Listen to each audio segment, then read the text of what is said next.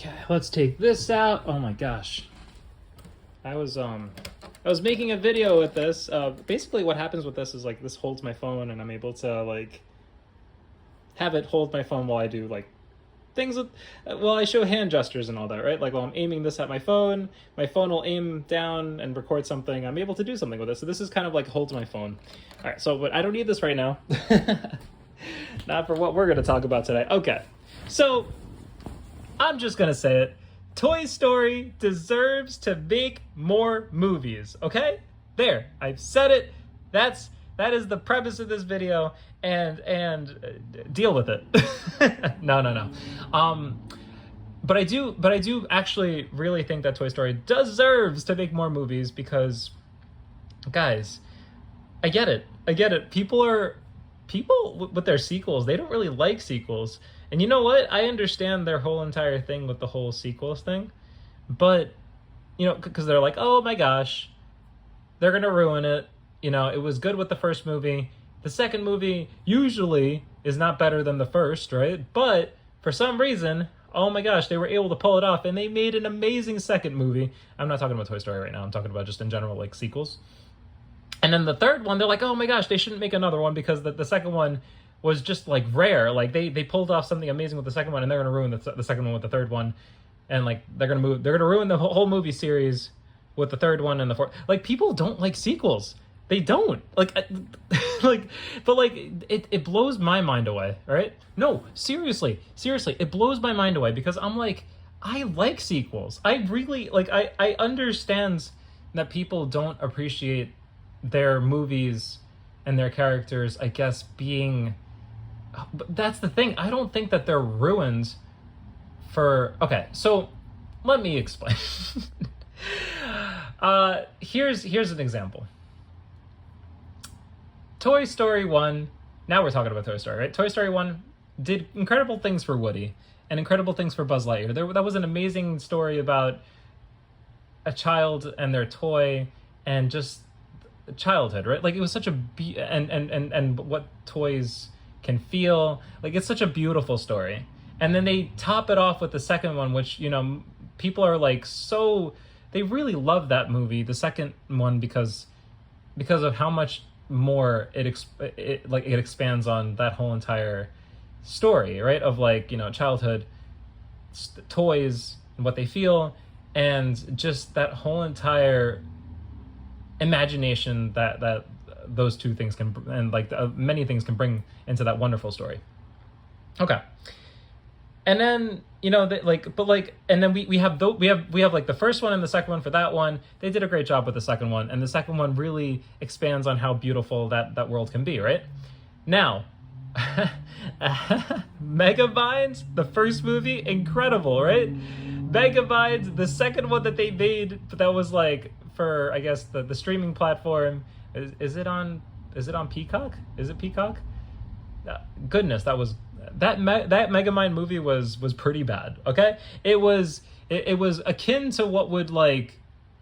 No, it was not a good movie. Okay, it was not a good movie, and many people can agree that it wasn't a good movie, and that they hurt their feelings. They hurt the feelings of the people that wanted to see a good movie with Megamind, and instead they got something that they would find in their trash can, right? They would find something in their trash can and they compare it to that movie, and that's pretty close, right? But it wasn't great. So yes, I am aware that like sequels can ruin like the start of a series or the start of like a collection of movies. I understand that. But I don't think every movie that had a sequel gets to that point, right? I think that it's a very extreme circumstance that Megamind decided to do that, right? Like, I think that, like, they had to know, the people making the movie probably felt that, right? They probably felt that in some way, that the movie wasn't going to be as good as the first one, right? You know, they just probably had, like, an itch. They probably had, like, an idea there, right? But I think that, like, a majority of movies that had sequels, I don't think that unless they really decided to just like not do a good job, right? Like change the voice actors or make the characters completely different than what they used to be, right? Or change their personalities or completely forget where like the first movie left off, and they leave parts of the story out, the environment, what the movie is supposed to be about. They completely, like, it's as if they let go of all source material just to make a completely different movie but slap on the same name. Like, when they start to do things like that, I understand that they just disrespected your movie. It's such a heavy way that it does make sense that, like, you would be upset, right? Like, you would be upset, like, oh my gosh, what did they do here? And is this even the same movie? Like, when it gets to that extreme, I can totally understand, like, wow, they really didn't need to make a sequel, right? But I don't always feel like that. I'm actually the opposite. I really like sequels. I like sequels, and there's a reason why I like them. Okay, so let me look at my notes. Oh my gosh. Okay, this is the basis of why I like sequels, right? What keeps me coming back to sequels is not that they're going to be better than the first, right? Like, I'm not assuming that the sequel is going to be absolutely definitively better than the first. That's actually not the reason. Like, a good example of that is Finding Nemo 1. That's an amazing movie. Finding Nemo 2, not as amazing as the first, right? But it's not that the sequel is going to be better. It's that I get to have another adventure, right? I get to see another adventure with the characters that I've grown to really appreciate. That's my point. I really like the characters, right? I like Buzz. I like Woody. I like I like the characters, some of the characters that Pixar has been able to create in the Toy Story world, right? And it's just so fun, so heartwarming, and it makes me feel like nice, and I guess nostalgic is part of it, but like it feels like great being able to see like some of your favorite characters again. And sometimes it takes years for you to like get another movie with your characters, but like once it happens, you're looking at it like, oh my gosh, this is another hour or 2 hours of being able to see the characters that I really like. You almost miss them, right? You almost miss them, and you feel like, wow, this is another adventure with the characters that I really like.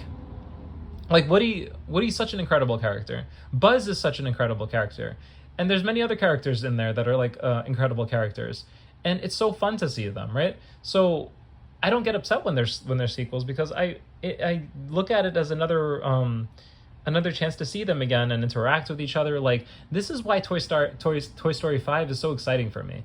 I get that there's like a lot of I guess ideas out there that think like, oh no, Toy Story 5 is going to be not great, or it's going to have like problems, or it's not going to be as good as the first three. Given, right? Like, it's a given that the first three are incredible, and we're going to get to why the first three are incredible, like a little talking about that. But like, the first three are incredible, and I really appreciate what a lot of what the first three movies did for these characters, because it made them like some of like my favorite characters of all time. And the stories and the emotion that you're able to feel when watching those movies are so beautiful. They're so impactful, right? And yet I don't expect the fifth one to be a copy of that, a somehow a better version of that. Like, no, the first three movies established what made these characters so great, right? It made watching these movies fantastic. And because of how they made such an impact in my life, and such an impact in the things that I enjoy, you know, like, I just look at it as like, wow, okay, I'm so happy to see them again. I'm so happy to see these characters again. And the difference with like movies that make sequels by changing voice actors, or, you know, changing up too much of the story, is like, this is not what they're trying to do. They're not trying to change Woody's voice actor or trying to make Woody a completely different character. Sometimes if they go a different direction, it might not always be purposely to make the character like to change the character and make you upset, but like a lot of the times they have and most of the times I will say they have good intentions of like of what the story they're trying to tell with with these movies, right? Or they have good intent when like putting the character in the story and doing something wonderful with like a sequel, right? They're trying to do something with it. They're trying to create something awesome. And I just think that like I just think that it's so cool to see them again. I want to see them interact with each other. I want to see some funny scenes and some new things with these characters that I've grown to really appreciate. And one of the okay, so do you remember? And this is like a major sticking point to what I'm trying to say here. You grow up with these movies, right? You watch these movies and you see like Toy Story 1, Toy Story 2, and then you go into Toy Story 3, and then the emotional roller coaster or like the crazy ride that movie is, right? Emotionally, until the very end. Guys, I was watching Toy Story 3 not too long ago, right? Like maybe a few weeks ago. And you know, you watch that movie and you say that you've watched that movie and you're like, okay, I've seen that movie. But when it's very interesting when you go back to watch the movie again, you feel things again. You're like, oh my gosh, I know what's going to happen. But like, you really feel the emotions that like these characters are going through and what they make you feel based on what you're seeing on the screen. I get mad when someone tries to like be mean to Buzz, because I'm like, no, how dare you, right? Like, how dare you try to hurt Buzz, or how dare you try to do anything to Buzz? Like, Buzz is awesome. You're so mean, right? I get like very invested and like frustrated sometimes, like how dare they? But all of that, first movie, second movie, third movie, all the way up until the end, where like Andy is finally driving to Bonnie's house, and he parks his car in front of the house, and you know what he's gonna do next. He's literally gonna donate his toys to Bonnie, and it's this heart-grabbing, emotional scene of him slowly walking up, approaching and saying, oh, I've got some toys for Bonnie. And then he enters the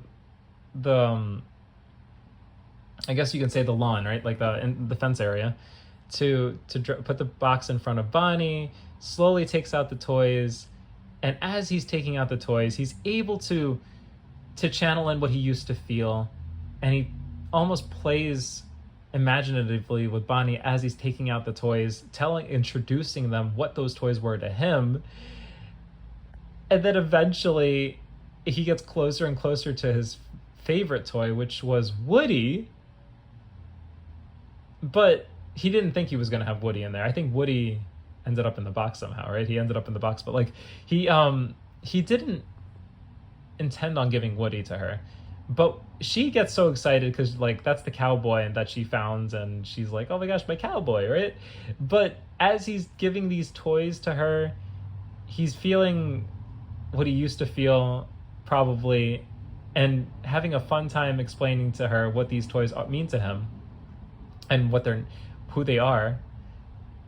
And when he gets to Woody, he's not ready to, like, the initial reaction that he has is like, he pulls his toy away, and he's like, because he's not ready to give Woody to her. He's like, he wasn't even planning on it. He was just like, oh my gosh. Like, he was like this. He was like, Woody? Cowboy?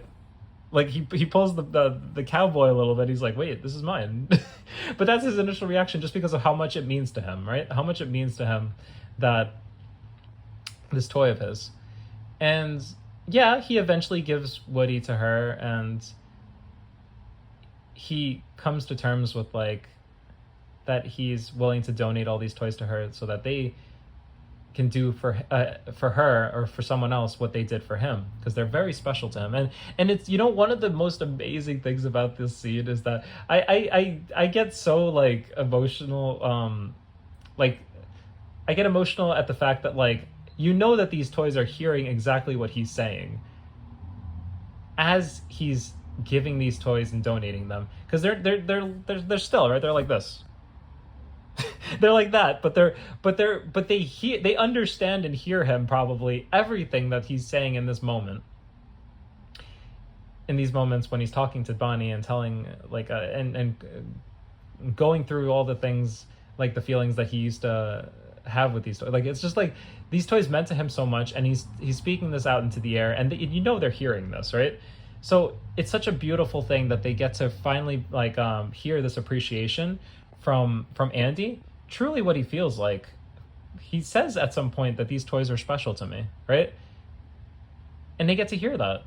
So this scene is such a beautifully wrapped up emotional scene that really, really does a great job at finishing the first three movies and painting the picture that these toys, although they were scared about the future, they have another beautiful future with another kid.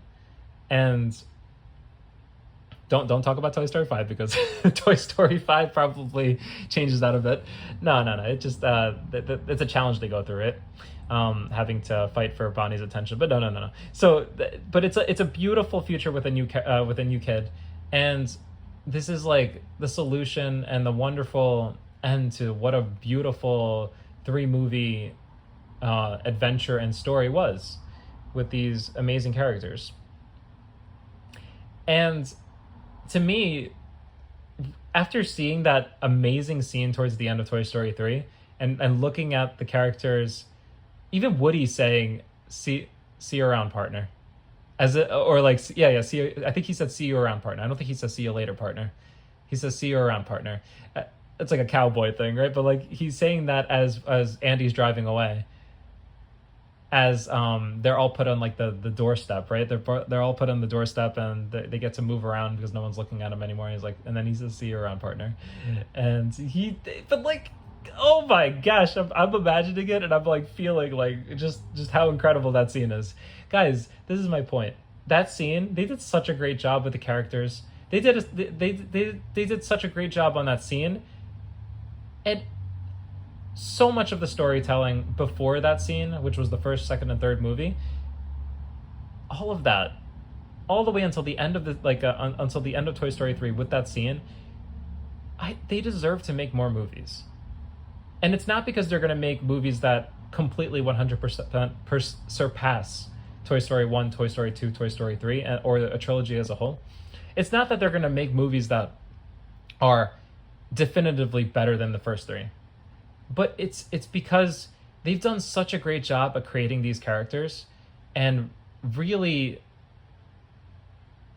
finishing such a beautiful story with that scene.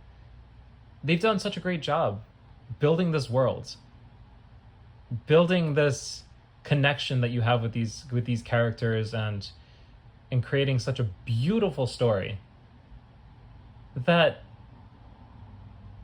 it's a shame. It's a shame if they never get to do anything with them ever again, especially if they can. So it's the goal. The goal isn't really to make something that is, the goal is to make something amazing. The goal can possibly be, let's make something better than the first three. Will it happen? Probably not.